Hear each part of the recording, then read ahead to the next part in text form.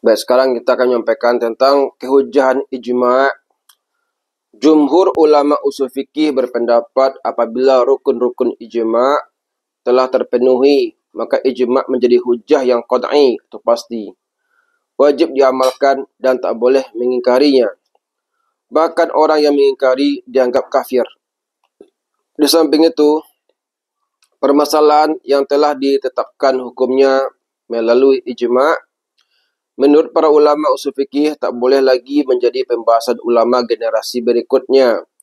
Karena hukum yang ditetapkan melalui ijma' merupakan hukum syarak yang qat'i dan menempati urutan ketiga sebagai dalil syarak setelah Al-Quran dan As-Sunnah.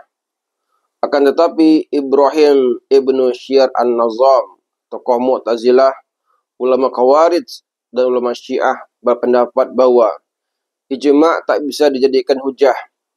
Menurut An-Nazam, ijma' yang digambarkan jumhur ulama tersebut tak mungkin terjadi. Karena tak mungkin menghadirkan seluruh mujtahid pada suatu masa dari berbagai dunia Islam untuk berkumpul membahas satu kasus dan menyepakatinya bersama.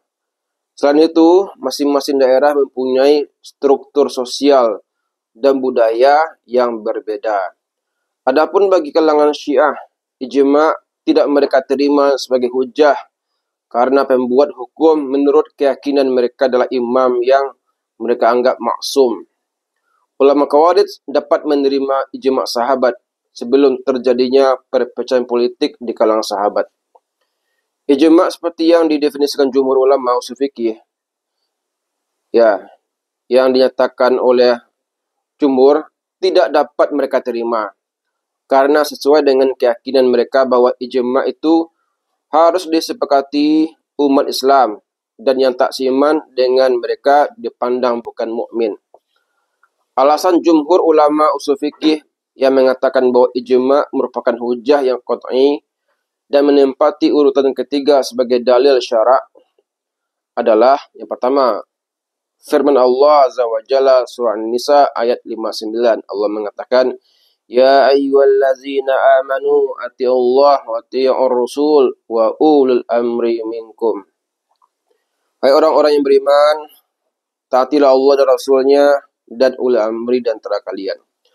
Menurut jumhur ulama usul fikih, lafal ulul amri itu bersifat umum, mencakup para pemimpin di bidang agama, yakni para mujtahid dan pemberi fatwa, dan dunia, pemimpin masyarakat, negara dan perangkat-perangkatnya. Ibnu Abbas menafsirkan ul amri dengan ulama. Ayat lain yang dikemukakan jumhur ulama adalah Al-Baqarah ayat 143, Ali Imran ayat 110, Asy-Syu'ara ayat 10.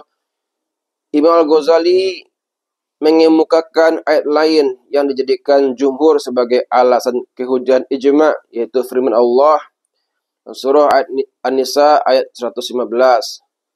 Wa man yushaqiqir rasul min ba'di ma tabayyan lahul huda wa yattabi' ghayra sabilil mu'minin nuwallihi ma tawalla wa nuslihi jahannam wa sa'at masira. Barang siapa yang menentang Rasul sesudah jelas kebenaran baginya dan mengikuti jalan bukan jalan orang-orang mukmin, kami biarkan ia leluasa dengan kesesatan yang telah dikuasainya itu, dan kami masukkan ia ke dalam jahanam, dan itulah buruk-buruk tempat kembali. Menurut Al-Ghazali, ayat ini menunjukkan bahwa Allah menjadikan orang-orang yang tidak mengikuti cara-cara yang ditempuh umat Islam sebagai orang yang menentang Allah dan Rasulnya, dan menentang Allah dan Rasulnya hukumnya haram. Yang kedua, alasan jumhur ulama dari hadis dari sabda Rasulullah sallallahu alaihi wasallam, ummati la tajtami'u alal khata'i. Umatku tidak akan melakukan kesepakatan terhadap yang salah. Hadis dari Tirmizi.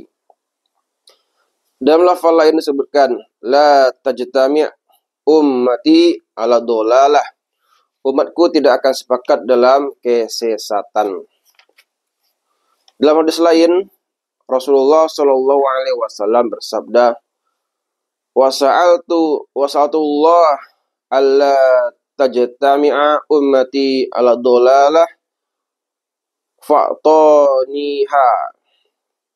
Saya mohon pada Allah agar umatku tak sepakat melakukan kesesatan, lalu Allah mengabulkannya. Lebih lanjut Rasulullah juga bersabda, La tazalu ta'ifatum min ummati al-haqqi zahirina la yadurruhum man khalafahum. Golongan umatku senantiasa dalam kebenaran yang nyata dan mereka tidak akan mendapat mudarat dari orang-orang yang berbeda pendapat dengan mereka. Hadis dari Bukhari Muslim. Seluruh hadis itu menurut Abdul Waqalaf menunjukkan bahwa suatu hukum yang disepakati seluruh mujtahid sebenarnya merupakan hukum umat Islam seluruhnya yang diperankan oleh para mujtahid mereka. Oleh sebab itu, sesuai dengan kandungan hadis-hadis ini, tidak mungkin para mujtahid tersebut melakukan kesalahan dalam menetapkan hukum apabila seluruh umat telah sepakat melalui para mujtahid mereka, maka tidak ada alasan untuk menolaknya.